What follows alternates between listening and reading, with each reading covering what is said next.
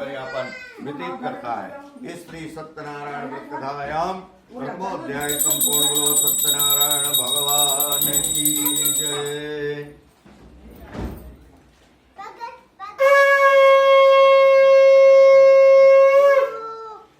वहां बैठ जाओ, दोनों जन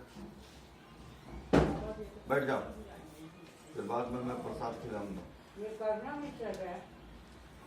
सूत जी बोलते हैं कि ये श्रेष्ठ मुनियों, अब मैं आपको उस गरीब ब्राह्मण की कथा सुना रहा हूँ जिसने भगवान सत्यनारायण जी का सबसे पहले व्रत किया। सत्यनारायण भगवान का व्रत करने से उस ब्राह्मण की गरीबी दूर होने के साथ साथ उसके सभी प्रकार के कष्टों का निवारण हुआ था। प्राचीन समय में वह गरीब ब्राह्मण देवों की प्रिय नगरी काशी में रहता था।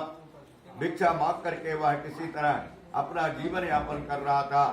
ब्राह्मण की दुर्दशा देख करके ब्राह्मणों से प्रेम करने वाले भगवान सत्यनारायण जी ने एक दिन बूढ़े व्यक्ति के रूप में उसके पास जाकर के आदर के सहित पूछते हैं कि ब्राह्मण देवता, तुम इस तरह भिक्षा मांग करके अनेक प्रकार के कष्टों को सहन करते हुए कैसे जीवन यापन कर रहे हो?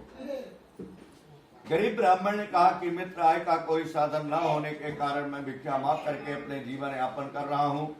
यदि आप कोई मेरी निर्धनता दूर करने का कोई उपाय जानते हो तो मुझे अवश्य बताओ। निर्धन ब्राह्मण की बात सुनकर के बूढ़े व्यक्ति ने कहा, मित्र, सत्यनारायण भगवान की पूजा आराधना करने से तुम्हारी सभी प्रकार की मंगल कामना पूरी होगी, तुम्हारे घर में धन संपत्ति की वर्षा होगी।